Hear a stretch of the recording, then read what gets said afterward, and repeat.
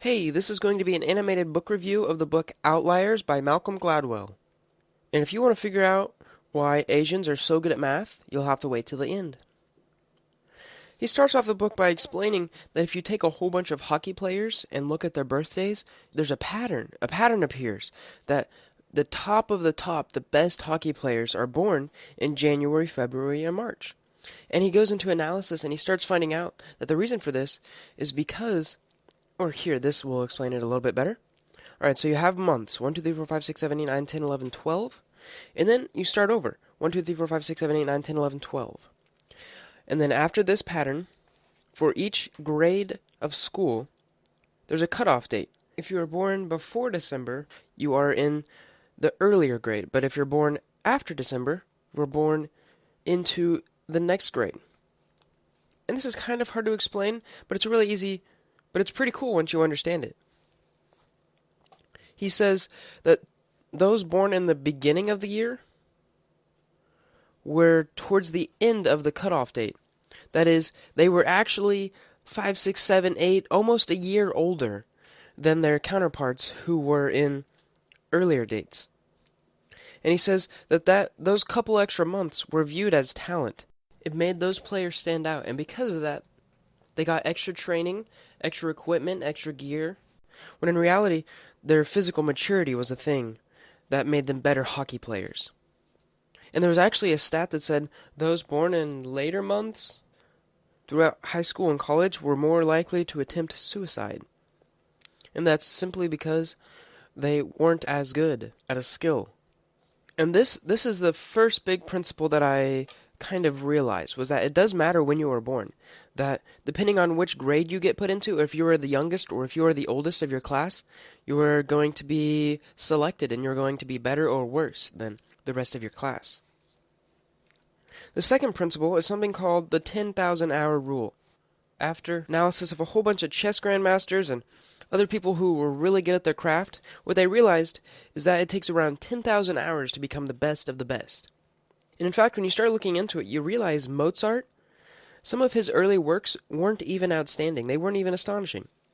So I like to view this as whenever you start something, whenever you start playing the piano or you start learning a new instrument or a new programming language, don't expect to be good at it within the first 10, 20, 50 hours.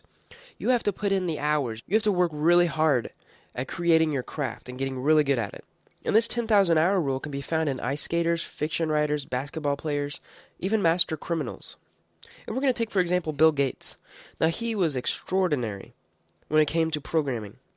But the secret behind this was because in high school, starting at the 8th grade, he had access to one of the world's newest computers. And during his summers, he spent a lot of time understanding how the programming language worked. In fact, in the first 7 months that he was allowed to use it, he spent over 1,500 hours. And that works out to around 8 hours a day for 7 days a week. And for the next 7 years, he practiced way past 10,000 hours. And this is why he is so noted. This helped him create Microsoft. Literally, the thousands of hours and painstaking time that he put into it helped him become wealthy in his skill.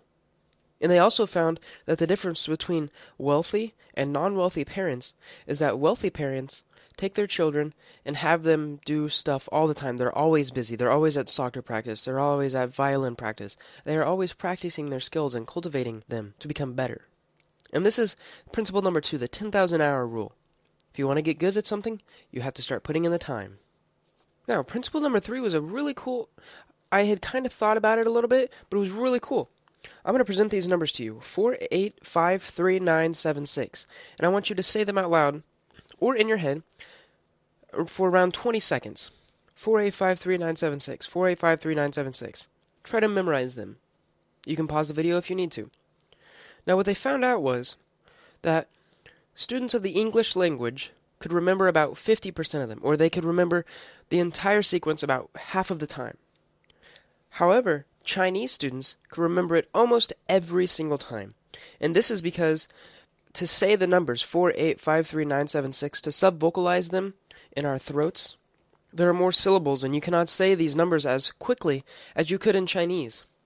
And what he realizes is that Generally, you have around 2 seconds of a short-term memory of remembering digits. And since the Chinese could say these numbers extremely fast, they remember more of them.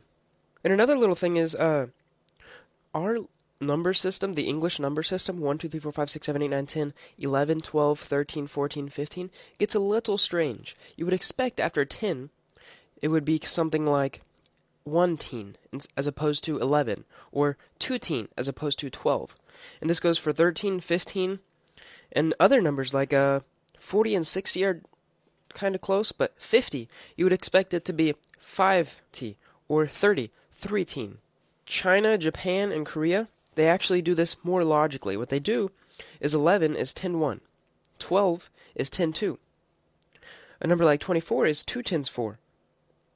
And because their language is set up a little different, by the age of 5, American children are already a year behind their Asian counterparts.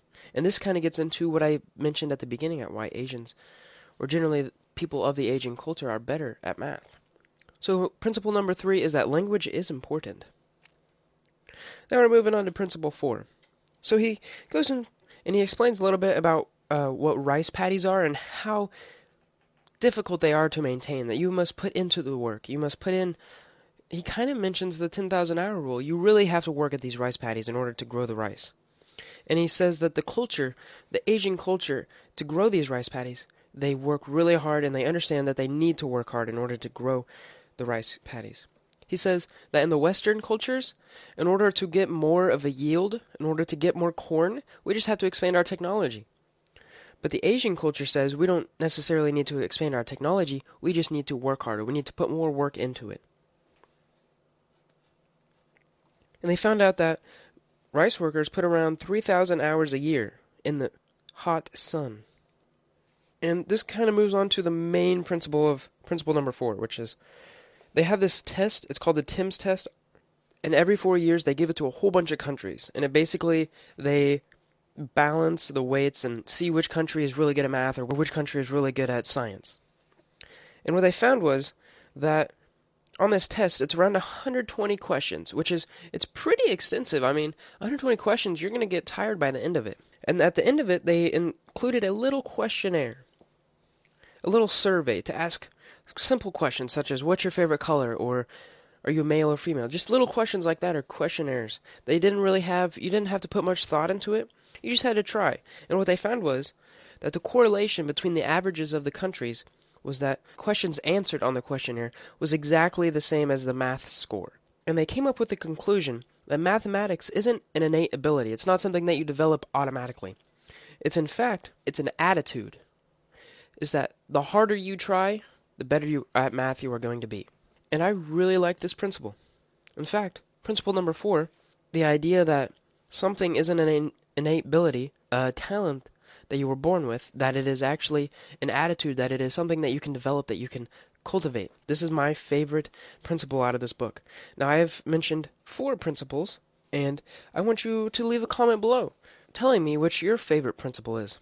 Thanks for watching. I hope you enjoyed watching this video, and I hope you learned something. Subscribe for more.